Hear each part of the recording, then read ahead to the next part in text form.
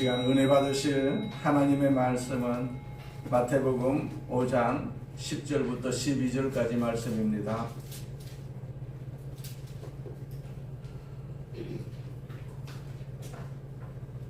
마태복음 5장 10절부터 12절 말씀 같이 봉독합니다.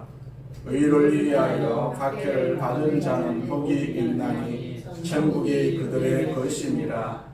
나로 말미암아 너희를 욕하고 박해하고 거짓으로 너희를 거슬러 모든 악한 말을 할 때에는 너희에게 복이 있나니 기뻐하고 즐거워하라. 하늘에서 너희의 상이 큼이라. 너희 전에 있던 선지자들도 이같이 박해하였느니라. 아멘. 하나님과 인사합니다. 예수님 안에서 좋은 일이 있습니다. 예수님 안에서 좋은 일이 있습니다. 우리 앞에 있는 구호 세 번 우리가 외칩니다. 시작. 나는 하늘의 복 땅의 복을 받았습니다. 나는 하늘의 복 땅의 복을 받았습니다. 나는 하늘의 복 땅의 복을 받았습니다. 아멘. 전능하신 하나님 아버지 감사합니다. 우리에게 이렇게 복 주시고 우리를 건강하게 하여 주셔서 주의 성전에서 이렇게 예배 드리게 하심을 감사합니다. 천국 백성으로 삼아 주시고 우리 마음속에 늘 천국을 소망할 수 있는 믿음 주심을 감사합니다. 이 천국의 소망으로 이 세상을 이길 수 있도록 주여 도와주시옵소서. 우리가 천국의 소망이 없으면 전혀 하나님 이 땅에 살아갈 수 있는 희망이 없습니다. 우리에게 일찍이 천국의 소망을 주셔서 이 땅이 어떻게 되든 하나님 앞에 우리가 쓰임받는 귀한 덕으로 세워주시고 이 땅의 모든 일들을 우리가 기도로 이겨나갈 수 있도록 인도하여 주심을 감사합니다. 하나님께서 이 나라 위에 하나님의 은혜가 베풀어 주시고 항상 주의 말씀으로 충만한 그러한 나라 되게 하여 주시고 교회를 통해서 새롭게 변화되는 나라 될 수 있도록 사용하여 주시옵소서. 주께서 성령으로 함께 하심을 감사하오며 예수님의 이름으로 기도드립니다. 아멘. 마태복음 5장 10절부터 12절 말씀을 가지고 의를 위하여 박해를 받는 자의 복이라는 제목으로 같이 은혜를 나누고자 합니다. 그러니까 순교 망상증이라는 말을 들어보셨습니까? 의학적 정식 진단병은 아니지만 심리학이나 아니면 사회학적 맥락에서 자신이 타인을 위해서 고통받고 있으며 그 희생이 숭고하다라는 그렇게 믿는 심리 상태를 설명할 때 주로 사용되는 그러한 증상입니다. 순교 망상증. 쉽게 말해서 비극의 주인공이 되어서 자신의 권한을 정당화하고 또 이를 통해서 도덕적인 우월감을 얻으려고 하는 경향을 뜻합니다. 저 주요 특징 중에 하나가 본인이 하지 않아도 될 희생을 자처를 합니다. 그러면서 주변 사람들에게 내 자신이 얼마나 힘들게 고생하고 있는지를 끊임없이 강조하는 심리 상태입니다. 모든 상황을 나를 박해하는 세상과 또 희생하는 나의 구도로 자꾸 해석을 합니다. 그래서 내가 주를 위해서 이렇게까지 했는데 사회가 어떻게 나를 알아주지 못하고 교회를 알아주지 못하고 그렇게 그럴 수가 있느냐. 자, 이런 식의 메시지를 전달해서 상대방에게 죄책감을 심어주는 그런 심리 상태라고 볼 수가 있어요.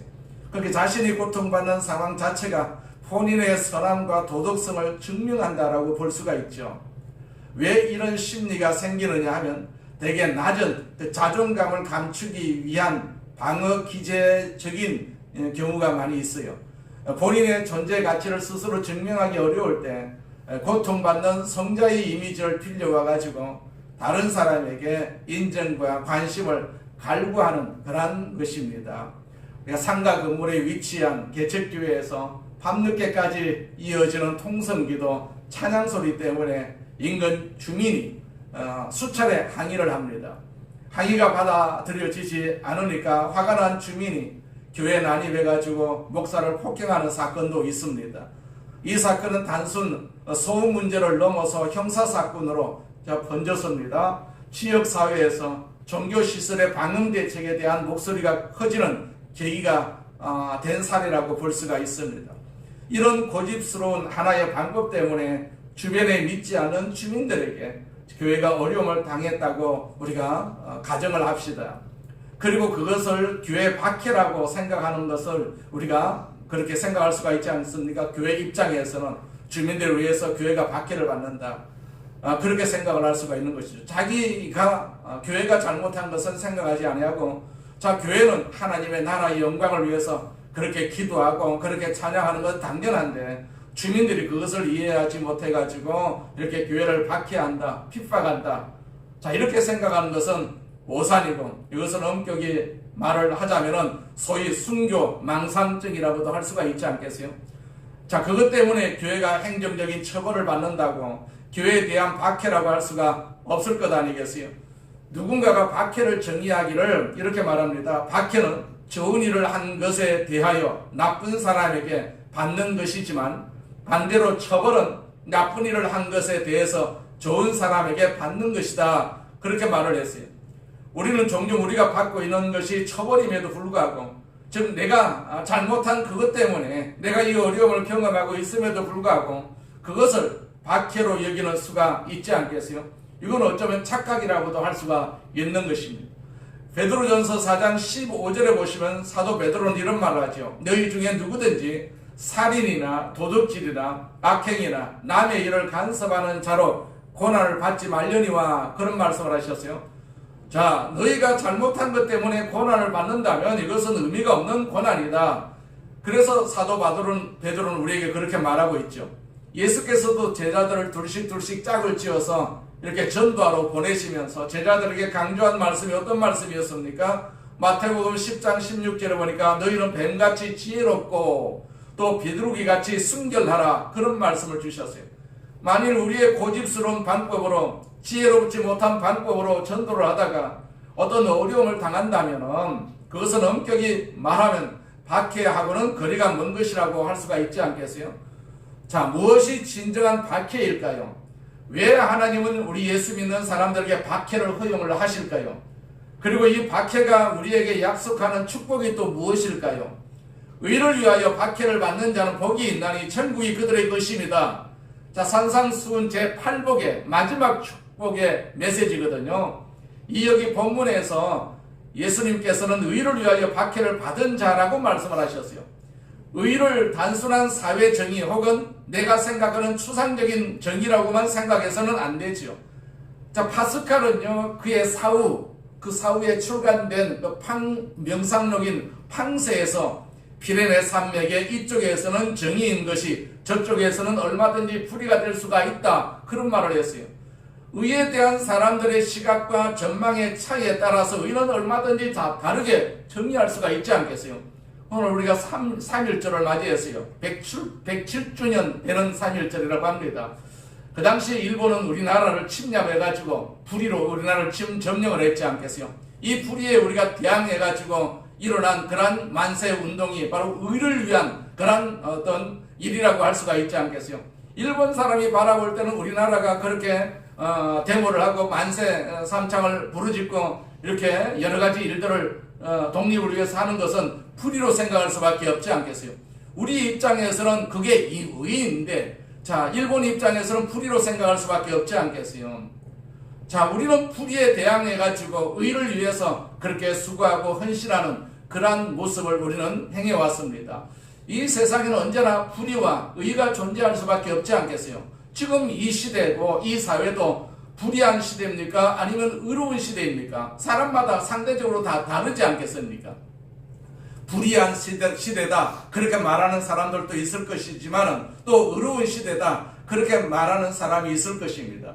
지금 미국과 이스라엘이 이란을 공격을 했습니다. 이란의 입장에서는 이 불의한 짓이죠. 그러나 미국과 이스라엘의 입장에서는 의로운 짓이다라는 사실을, 의와 불의는 서로 상대적이다라는 사실을 우리는 알 수가 있습니다. 우리가 개인적으로도 그렇지 않겠습니까?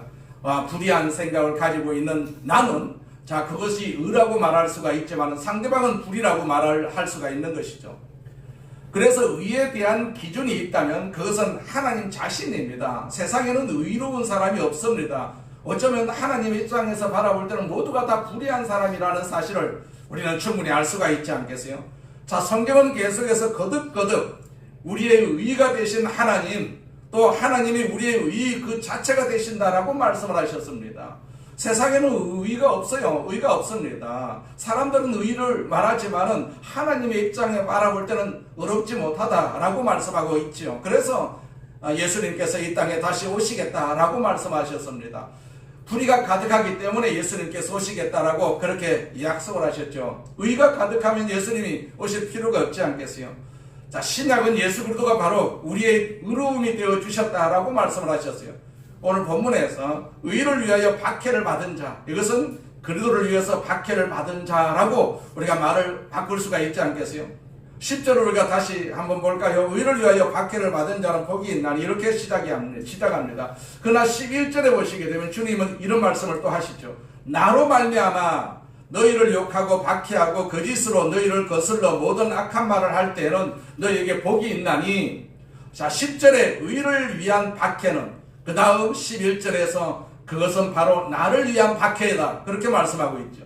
예수 그리스도를 위한 박해이다. 자, 여기서 의라는 것은 우리가 일반적으로 사회에서 이렇게 규정하는 사회 정의도 아니고, 여기의 의는요 바로 예수 그리스도 자신이라는 사실을 여기서 우리는 명백히 알 수가 있습니다. 우리는 예수를 믿는 순간에 그리스도에게 연합이 되죠. 그렇게 되면 나는 그리스도와 같은 가치관을 나누게 됩니다. 내가 예수께 속해 있기 때문에, 그리고 나는 예수님의 가치관으로 살고 있기 때문에 피할 수 없이 우리가 이 땅에서 받아야 하는, 직면해야 하는 어떤 고통이 있어요. 박해가 있습니다. 이것은 거의 필연적인 것이라고도 할 수가 있습니다. 왜냐하면 세속적 가치관과 그리스도에 속한 가치관은 서로 충돌할 수밖에 없거든요. 세상이 예수를 못 박았지 않겠습니까? 그런데 이 세상에 그 예수를 따라다니는 그리스도의 제자들이 꼭 대접받기를 기대할 수가 있겠습니까? 대접을 해주기나 하겠습니까? 지금 세상은 교회를 박해하는 작업을 계속해서 하려고 노력하고 있음을 볼 수가 있지 않겠어요? 내가 잘못해서가 아니라 내가 하나도 잘못을 안 했는데도 그리스도를 미워하고 그리스도를 냉대하던 이 세상은 자연히 그리스도에게 속한 우리를 미워할 수가 있습니다. 그런 제도를 만들 수가 있습니다. 그래서 내가 어떤 고통을 당한다면 그것은 박해라고 볼 수가 있는 것이죠. 세상에 의해서, 사회에 의해서, 정부에 의해서 박해를 받을 수가 있는 것이죠. 요한복음 15장 18절에 보면 세상이 너희를 미워하면 너희보다 먼저 나를 미워한 줄 알라고 말씀하셨어요. 그럼 너희들의 잘못과 상관없이 세상이 너희들을 냉대하고 너희들을 미워한다면 그 세상은 너희들보다도 먼저 나를 미워한 줄을 알아라, 그렇게 말씀하고 있거든요. 요한복음 15장 19절 말씀에 보면 너희가 세상에 속하였으면 세상이 자기의 것을 자랑할 것이나 너희는 세상에 속한 자가 아니요 도리어 내가 너희를 세상에서 택하였기 때문에 세상이 너희를 미워하느니라, 그렇게 말씀하고 있어요. 이것이 바로 박해의 정체입니다. 박해의 정체. 여러분, 사실 어떤 그리스도인들이 이 세상을 살면서 아무런 어려움 없이 살아간다, 그럼 이게 문제가 있는 크리스찬이고 문제가 있는 교회라고 할 수가 있지 않겠어요? 내가 세상 사람들의 비위를 적당히 맞추면서, 내가 정부의 비위를 적당히 맞추면서 내 가치관과 교회 가치관의 삶의 표준을 낮추고 살았기 때문에 세상은 나를 짝하고 나를 환영할 수밖에 없고 교회가 정부와 짝할 수밖에 없지 않겠어요? 내 삶 속에 전혀 박해가 없었다, 전혀 고통이 없었다, 나는 모든 사람들에게 환영을 받는다, 이게 정상적인 그리스도인의 삶이 아니다라는 사실도 우리가 알 수가 있지 않겠어요? 그리스도에게 속한 가치관은요 충돌을 일으킬 수밖에 없습니다. 반드시 충돌을 일으킬 수밖에 없습니다. 우리가 일제 36년 동안 얼마나 고통이 많았습니까? 그 고통의 정점에서 결과적으로 만세 운동이 일어날 수밖에 없었지 않겠습니까? 일본의 가치관과 우리나라의 가치관, 일본 백성들의 가치관과 우리 백성들의 가치관이 다르기 때문에 거기서 충돌이 일어날 수밖에 없는 것이죠. 그래서 불의와 의는 항상 충돌이 일어날 수밖에 없다라고 우리는 진단할 수가 있는 것이죠. 우리가 지난 시간에는 화평하게 하는 자에 대해서 말씀을 나누었어요. 화평은 진리와 그리고 정의를 상실한 화평을 의미하는 것은 아니거든요. 이것은 진리의 근거에서 세워져야 하는 화평을 주께서 말씀을 하신 것입니다. 그 화평 다음에 다시 주께서는 의를 위한 박해를 이야기하고 있다는 사실이 얼마나 놀라운 균형입니까? 자, 그리스도를 계속해서 거절하는 세상, 그리고 그리스도를 박해하는 세상의 한복판 속에 서야 하는 그런 사람들을 향해서 때로 화평을 강조하시면서, 자, 주님은 또 이렇게 말씀하시기도 합니다. 마태복음 10장 34절에 내가 세상에 화평을 주러 온 줄로 생각하지 말라. 화평이 아니고 검을 주러 왔노라. 그런 말씀이 있습니다. 이것은 타협을 전제로 한 화평이 아니다라는 얘기입니다. 우리는 세상과 우리가 타협할 수가 없습니다. 교회는 세상과 타협할 수가 없고 또 정치와 타협할 수가 없지 않겠습니까? 교회는 교회고 정치는 정치고 또 사회는 사회라고 볼 수가 있어요. 우리는 항상 이 교회다운 그런 삶을 사는 것이 교회라고 볼 수가 있는 것이죠. 우리가 주님 편에 서기를 원할 때, 그리고 예수 그리스도에게 속한 가치관을 가지고 때로는 내 직장에서 그리고 내 삶의 장에서 살고자 할 때 우리는 피할 수 없이 우리가 받아야 할 어떤 냉대가 있습니다. 그렇다면 그 냉대 때문에 우리가 고민할 필요가 없습니다. 그 냉대 때문에 우리는 기뻐할 필요가 있어요. 이것은 내가 그리스도에게 속해 있다는 사실을 증명하는 삶에 대한 사인인 것이죠. 이 박해를 우리는 기뻐해야 됩니다. 그리스도인들은 빛이라고 해요. 세상의 빛이다라고 했어요. 우리는 본래 빛이 아니었지 않습니까? 예수님 홀로 빛이셨어요. 나는 세상의 빛이다. 그렇게 예수님께서 말씀을 하셨어요. 그러나 참으로 빛이신 그리스도 예수를 구주와 주님으로 영접하는 순간 우리도 자, 하나의 작은 빛이 된 것이죠. 여러분, 이 빛이 있는 곳에, 빛이 비추어지는 곳에 피할 수 없이 나타나는 현상 하나가 있습니다. 그것은 어둠을 폭로하는 것이죠. 어둠을 폭로하는 것. 빛과 어둠은 함께 할 수가 없습니다. 어둠의 세상은요, 거의 본능적으로 빛을 거부합니다. 그리고 빛을 추방하는 것. 가인의 사건을 한번 생각해 보세요. 하나님이 받으시는 제사를 드렸던 아벨에 대한 가인의 시기, 이것은 마침내 아벨에 대한 박해의 사인으로 나타날 수밖에 없었지 않겠어요? 모세를 박해했던 바로의 사건을 기억하십니까? 이것은 단순한 모세와 바로의 대결이 아니고 모세와 함께 하시는 하나님께 대한 사탄의 반역을 우리에게 보여주고 있는 사건이지 않겠어요? 요셉을 핍박했던 보디발의 아내의 사건도 이것은 거룩을 질투했던 음욕의 마귀였던 것이죠. 하나님의 의가 선포되는 곳에는, 그리고 이 의를 사모하는 곳에는, 그리고 의로우신 주님을 사랑하는 그곳에 피할 수 없이 우리 그리스도인들이 부딪혀야 하는 어떤 전쟁이 있어요. 거기서 받는 고통, 이 고통이 내 삶의 장에서 나를 아프게 만들거든 우리가 기뻐할 수밖에 없지 않겠어요. 이것이 내가 하나님의 자녀임을 드러내는 사인인 줄로 우리가 믿을 수밖에 없지 않겠어요. 진실로 우리가 예수님 때문에 그리고 그리스도 때문에 받는 어떤 고통, 이것이 바로 성경이 말하는 박해의 정체입니다. 교회가 이렇게 큰 소리를 이렇게 주민들을 괴롭히 가지고 거기에 대한 반응을 받는 것이 박해가 아니고, 우리가 예수님 때문에 내가 사는 것, 내가 살면서 예수님 때문에 여러 가지 어려움을 당하는 것, 그것이 박해의 정체라고 할 수가 있어요. 왜 그러면 하나님은 박해를 허용을 하실까요? 많은 이유가 있습니다. 그러나 두 가지만 생각하겠습니다. 첫째로, 박해는 거짓된 성도와 참된 성도를 구별하기 위한 하나님의 방법입니다. 마태복음 13장에 보시게 되면 거기에 네 가지 마음 밭이 등장을 하는 것을 봅니다. 어떤 밭이 등장합니까? 길가라는 밭이 있고, 돌짝밭이 있고, 가시밭이 있고, 좋은 땅이 있습니다. 그 중에 두 번째 밭이었던 돌짝밭에 대한 주님의 가르침을 우리가 기억할 수가 있지 않겠어요? 이 돌짝밭은 어떤 심령의 상태를 상징하기 위해서 주께서 이 비유를 동원하셨습니까? 돌짝밭에 씨가 떨어졌어요. 그러나 이 씨는 열매를 맺지를 못합니다. 자라지를 못합니다. 왜 그럴까요? 그 씨를 누르고 있는 돌짝이 있습니다. 돌이 있습니다. 그 돌 때문에 그래요. 이 돌은 어떤 것을 상징하고 있습니까? 주께서 나중에 그 비유 자체를 스스로 해석을 하실 때 어떻게 말씀을 하십니까? 그 사람은 말씀을 적시는 기쁨으로 받습니다. 이런 사람은 말씀에 대한 기쁨의 반응이 있어요. 아, 그렇구나. 그렇게 말씀을 잘 받습니다. 아멘이라고 말씀을 잘 받습니다. 말씀을 기뻐할 수도 있습니다. 그러나 주께서 말씀하시기를, 자, 그 속에 뿌리가 없어서 잠시 견디다가 화려함이나 핍박이 올 때 넘어지는 자다, 이렇게 말씀을 하셨거든요. 우리가 이스라엘에 가보면 소위 석회암이 많습니다. 그 라임스톤이라는 돌이 많아요. 땅속에 이 돌이 쭉 깔려 있습니다. 그래서 뭘 심으려고 해도 뿌리가 깊이 들어갈 수가 없어요. 뿌리를 깊이 내릴 수가 없습니다. 돌 때문에. 그러니까 심어도 바람이 불면 즉시로 그것들을 다 함께 파헤쳐 질 수밖에 없어요.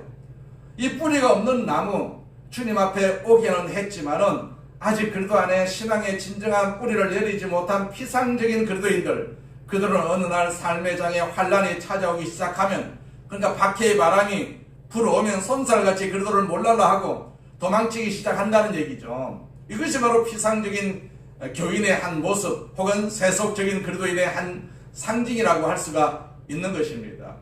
주께서 주시는 축복에는요, 상당한 관심이 있어요. 그런 사람들이 예수 믿으면 건강하다고 그러고, 예수를 믿으면 출세한다고 그러고, 예수를 믿으면 환영도 받고, 그러나 잠시 후에 내가 의지했던 그리도가 내 삶에 있어서 그런 결정적인 이런 삶의 플러스가 되지 않는다라는 것을 발견하는 순간 얼마든지 포기할 수 있는 신앙, 이것이 돌짝밭에 불과한 마음밭이다 라고 주님께서 지적을 하셨어요. 우리는 그 순간 신앙의 정체를 충분히 발견할 수가 있죠. 자, 오늘 같은 편안한 삶의 환경에서 누가 진짜인지 알 수가 없습니다. 그러나 박해의 바람이 불어오면 우리는 충분히 알 수가 있습니다. 누가 진짜고 누가 거짓이었는가를 명백히 구별하게 될 것입니다. 그래서 토마스 왓슨이라는 설교가는 이렇게 말합니다. 많은 사람이 기독교의 축복과 영광, 그 감난사는 좋아하지만 진정한 신앙의 정수인 자기 부인과 고난, 그 갈보리 십자가의 그 자리까지는 함께하려 하지 않는다. 자, 그렇게 말하고 있어요. 그리스도께서 내게 주시는 축복에는 상당히 관심이 있지만, 그러나 십자가를 지고 그리스도와 함께 역사의 변혁을 위해서 어떤 대가라도 지불하면서 그리스도를 높이고, 그리고 그리스도를 사랑하고 그리스도에게 생애를 바칠 수 있는 그리스도인들은 자, 얼마나 될까 우리가 짐작할 수가 있지 않겠어요? 박해는 때때로 거짓된 성도와 참된 성도를 구별하는 이런 작용을 하는 것을 우리는 충분히 알 수가 있지 않겠어요? 욥기서 우리가 1장에 보시게 되면 사탄이 어느 날 하나님 옆에 찾아오는 사건이 있습니다. 그리고 그 사탄이 욥을 참소를 하지요. 참소를 합니다. 하나님, 저 욥이요 아주 하나님 열심히 믿는 것 같지요. 주일날이면 열심히 교회 나가고 헌금도 열심히 하고, 그러나 저 사람이 저렇게 믿는 것은 팔자가 좋아서 그래요. 자, 자식도 좋고 그리고 재산도 많고 땅도 많고 저 사람이 정말로 어려움에 처해 보세요. 하나님을 믿을 수가 있는가? 자, 우리가 하나님을 믿는 이유가 단순히 우리가 하나님으로부터 부여되는 어떤 축복 때문에만 하나님을 믿는 것이 아니다라는 샘플을 보이시기 위해서 하나님은 그래서 그날 그 사탄에게 그의 목숨만은 터치하지 말도록 하시면서 사탄에게 욥의 삶을 공격할 수 있는 자유를 허락을 하지요. 그래서 욥의 삶의 장에 박해가 다가오고 욥에게는 흔들리는 순간이 많았습니다. 그러나 마침내 욥은 이 고통과 그리고 연간의 박해 일련의 과정을 겪어내면서 그가 진실로 하나님의 사람이었음을 드러내게 하지 않겠어요.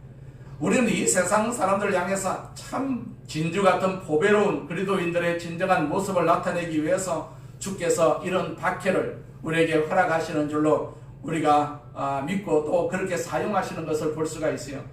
너무나도 많은 거짓된 것들이 공동체를 메우고 있을 때 교회는 그 권위를 나타낼 수가 없지 않겠어요?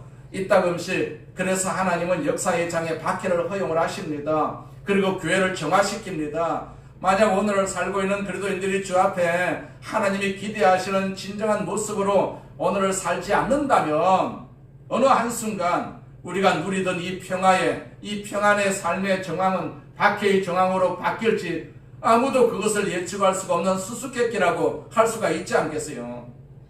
오늘 여러분은 박해의 날 그리고 환난의 바람 속에 견딜 수 있는 믿음을 가지고 주님 앞에 서 있는 사람인지 우리가 자신에게 자꾸 물어볼 필요가 있습니다. 내가 어떤 박해가 오더라도 내가 예수님의 이름으로 승리할 수가 있다 라는 믿음을 가지고 우리가 신앙생활을 해야 되지 않겠느냐라는 얘기죠. 두 번째 박해는요, 그리스도인들의 거룩한 성품을 완성하기 위해서라고 할 수가 있어요. 자, 연단의 풀무불 속에서만 더러운 찌꺼기는 녹아내릴 수밖에 없지 않겠어요? 다니엘은요, 다니엘서 12장 10절에 많은 사람이 연단을 받아 스스로 정결하게 하며 회개할 것이나 악한 사람은 악을 행하리니 악한 자는 아무것도 깨닫지 못하되 오직 지혜 있는 자는 깨달으리라, 이런 말씀을 하고 있어요. 많은 사람이 연단을 받아서 스스로 정결하게 된다. 사람들은 연단을 통과하지 않고는요 결코 정결하게 될 수가 없다. 때로 하나님은 우리가 환영할 수가 없는 것이지만은 우리의 삶의 장에 연단을 허용을 하십니다. 나를 정결하게 하기 위해서, 나를 정하게 하기 위해서, 주님 앞에 합당한 정결한 그의 신부처럼 세워지기 위해서 주께서 이 고난을 허용하신다라는 말씀이거든요. 우리가 이미 말씀을 드린 것처럼 가짜 성도는 이 고난이 오게 되면 도망갈 수밖에 없으니 도망갑니다. 그러나 진실한 성도들은 고난이 올 때 자신을 살핍니다. 하나님, 내 삶에 무엇이 잘못되었습니까? 어떤 이유 때문에 이 고난을, 그리고 이 아픔을, 이 핍박을 허용을 하십니까? 이런 분들에게 있어서 고난은 자기 성찰의 순간일 수가 있지 않겠어요? 그리고 주 앞에 엎드려서 기도하는 사람, 그리고 전능하신 하나님의 손길을 받아들이는 사람, 그들은요 이런 일련의 박해의 과정이 지났을 때 정금처럼 빛나는 모습으로 주 앞에 나올 것입니다. 그래서 주께서 우리의 삶의 장에 이 박해를 허용을 하신다라고 볼 수가 있죠. 히브리서 기자는 히브리서 12장 10절에 그들은 잠시 자기의 뜻대로 우리를 징계하였거니와, 이 말씀은요 우리 육신의 부모들에 대한 말씀입니다. 육신의 부모는요 자기의 소원, 자기가 이루지 못했던 그 소원을 관철시키기 위해 가지고 자녀들에게, 자식들의 그 삶 속에 채찍을 가하는 경우가 많이 있지 않겠습니까? 내가 어떤 사람이 되기를 노력했는데 그걸 못했어요. 그럼 우리 자식이 그 일을 감당하기를 원하고 있어요. 그래서 그 자식들에게 강요를 하는 경향이 많이 있지 않겠어요? 그러나 오직 하나님은요 우리의 유익을 위해서, 하나님은 철저하게 자신이 아니고요 우리 자신의 유익을 위해서 그의 거룩하심에 참여하게 하시느니라, 그렇게 말씀을 하고 있어요. 자, 우리의 삶에 마침내 그분 앞에 정결한 모습의 신부로 단장하기 위해서 우리의 삶의 장애 체력과 어떤 어려움, 그 체력의 어려움, 어떤 채찍, 어떤 폭풍우를 허용을 하신다라는 사실이죠. 오늘 시편 기자의 고백을 우리가 기억할 수가 있지 않겠어요? 시편 119편 71절에 보면 고난 당하는 것이 내게 유익이라. 자, 내가 주의 율례들을 배우게 되었다, 그렇게 말씀하고 있죠. 환난의 순간에 비로소 깨닫고 내 삶의 모습을 교정해서 주 앞에 바로 서 있는 모습, 이것이 얼마나 아름다운 모습이겠습니까? 우리가 주님을 사랑하면 주님 앞에 바른 모습을 가지고 있을 수가 있죠. 내 삶의 교정을 위해서 일부러 이런 특별한 환경을 통한 레슨이 아니고는요 교정될 수가 없는 삶의 교훈을 위해서 내 삶의 장에 고난의 폭풍우를 허용을 하시고 나를 다시 빚어 만드시는 주님, 그래서 고통이 허용이 되는 것입니다. 이 고통은 우리 삶 속에서 모든 더러운 집기들을 벗어버리게 만드는 것이거든요. 그리고 마침내 연단된 모습으로 주 앞에 세울 것입니다. 그것 때문에 우리에게 고통이 있고 우리에게 고난이 있고 우리에게 아픔이 있는 것입니다. 우리의 거룩한 성품을 완성하기 위해서 우리 주님께서는 오늘 우리의 삶의 장에 이 박해를 허용을 하신다라는 사실입니다. 우리가 이 박해를 지나고 주님 앞에 축복된 모습으로 서기 위해서 이제 우리가 바라보아야 할 축복이 어떤 것입니까? 의를 위하여 박해를 받은 자라고 했어요. 그들에게는 어떤 축복이 오늘 본문에서 약속을 하고 계십니까? 의를 위하여 박해를 받은 자는 복이 있나니, 자, 뭐가 그들의 것이라고 했어요? 천국이 그들의 것이다, 그렇게 말씀하고 있어요. 천국, 목적은 천국입니다. 우리 하나님께서 우리에게 주시는 것은 천국입니다. 천국. 또 12절에 어떻게 말씀하십니까? 기뻐하고 즐거워하라. 하늘에서 너희의 상이 큼이라. 너희 전에 있던 선지자들도 이같이 박해하였느니라. 자, 천국이 그들의 것이라고 말씀을 하셨어요. 그들은 또한 하늘에서 상급을 받을 것이다 라고도 말씀을 하셨습니다. 이 축복은 무엇보다도 미래지향적인 의미를 가지고 우리에게 다가옵니다. 이 땅에서 고난을 견디는 자, 하늘의 놀라운 상급을 주께서 예비하신다라고 말씀을 하셨어요. 여러분, 천국에 있었다는 누굽니까? 천국에서 정말로 대접받는 스타가 누구일까요? 자, 그들을 위해서 박해를 받은 사람들이라고 볼 수가 있지 않겠어요? 이스라엘 백성들이 광야에서 40년을 생활했어요. 왜? 하나님을 알아보기 위해서. 하나님께서 그들에게 축복의 말씀을 주셨어요. 가나안 땅, 젖과 꿀이 흐르는 땅을 너희들에게 줄게, 그렇게 말씀을 하셨어요. 자, 그 땅을 받기 위해서는 어떻게 살아야 됩니까? 하나님 말씀대로 살아야 되지 않겠어요? 근데 이스라엘 백성들은 하나님을 바라보지 않고 하나님 말씀대로 살지를 못했어요. 늘 하는 것이 무엇이었어요? 원망하고 불평하는 것이었습니다. 원망하고 불평하는 것.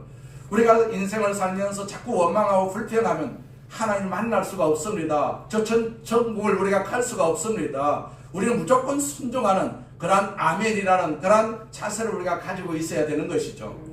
결국 그들은요, 그런 사인을 받았음에도 불구하고 광야에서 다 죽고 말았고, 누구만 들어갔습니까? 여호수아와 갈렙, 그리고 이제 제2세대하고 그렇게 가나안 땅으로 들어갔다라고 성경에서 말씀하고 있지 않겠어요?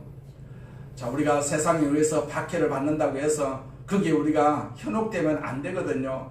박해는 박해, 우리가 어쩔 수 없이 박해를 당한다라고 말씀하셨고, 예수님도 얼마나 심한 박해를 받으셨어요. 십자가에서 죽기까지 박해를 받으셨지 않겠어요? 물론 그것은, 그 박해는 우리를 위한 박해이지만, 그래도 우리가 이 세상에 살면서, 광야 같은 이 세상에 살면서 어려움 당하는 것은 당연할 수밖에 없고, 나라가 이 교회를 핍박하기 위해서, 교회를 박해하기 위해서 제도를 만들고 그런 일들을 하는 것을 우리가 소문으로 듣고 있지 않겠어요? 그 교회를 박해하겠다는 얘기죠.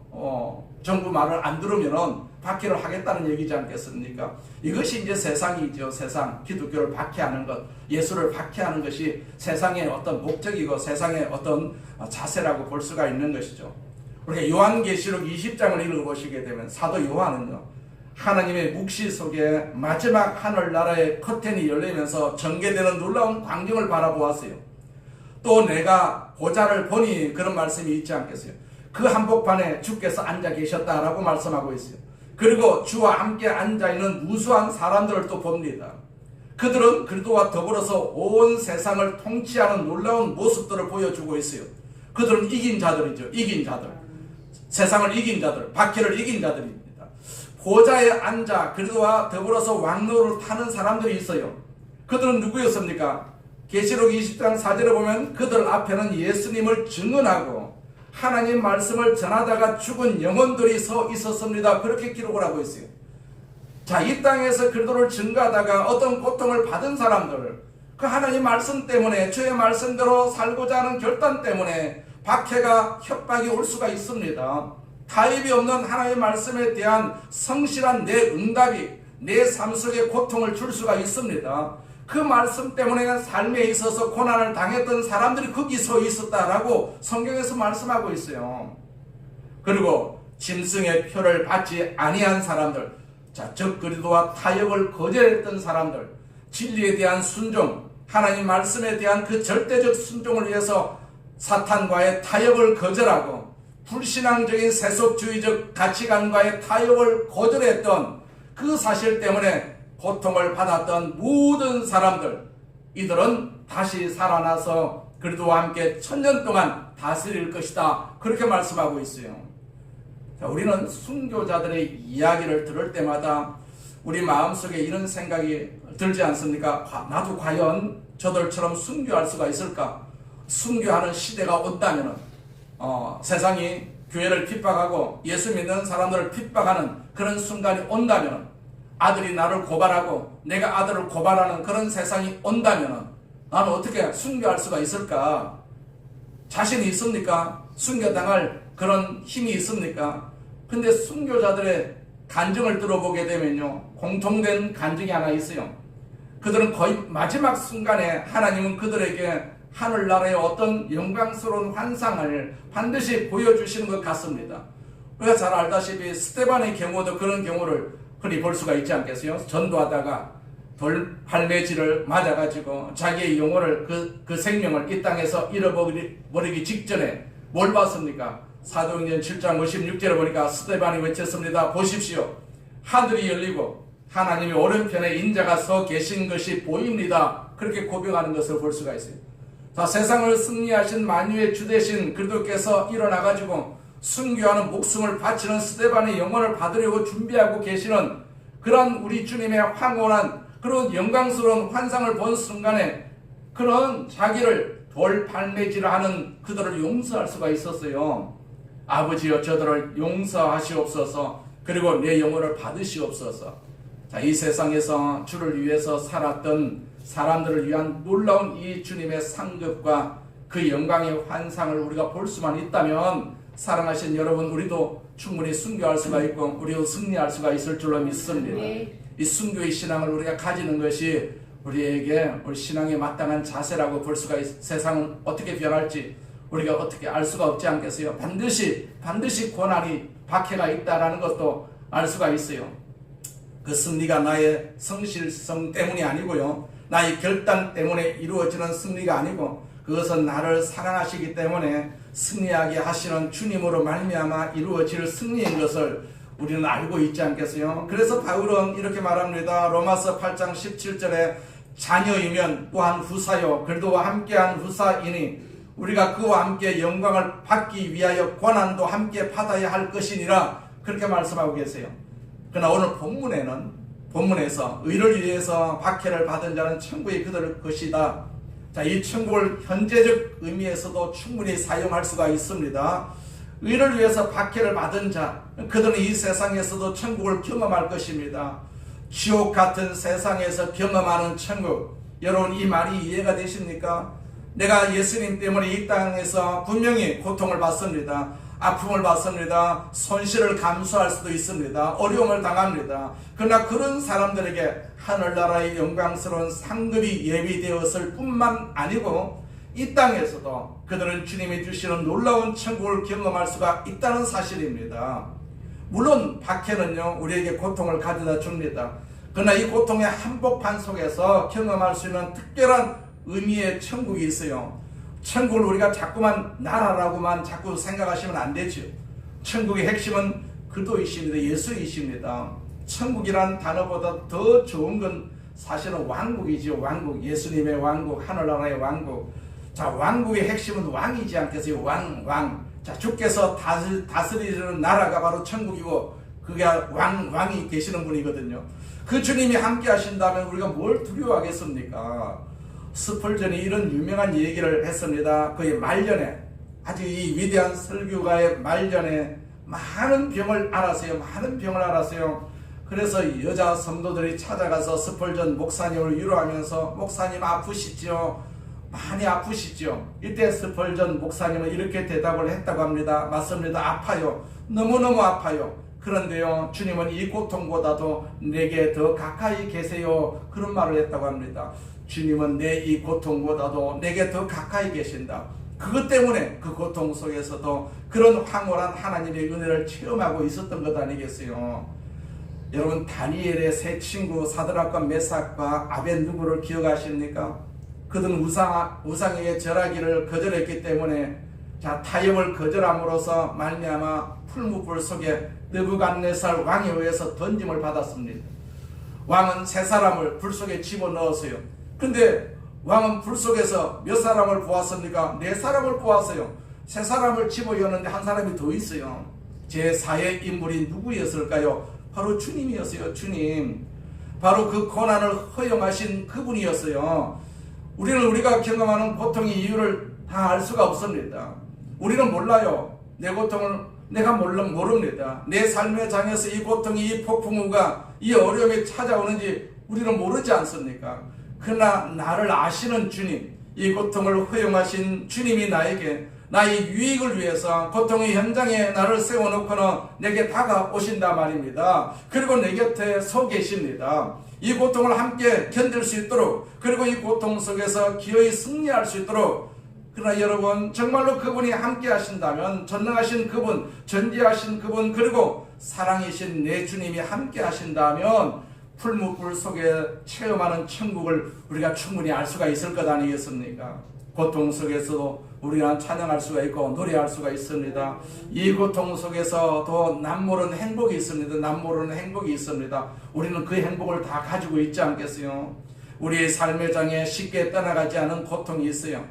고통은 아직도 끈질기게 나를 괴롭히고 나를 억누르고 나를 아프게 하지만 그러나 내 마음속에 함께 하시는 주님의 놀라우신 인재로 말미암아 내 속에 체험되는 황홀한 기쁨이 있어요.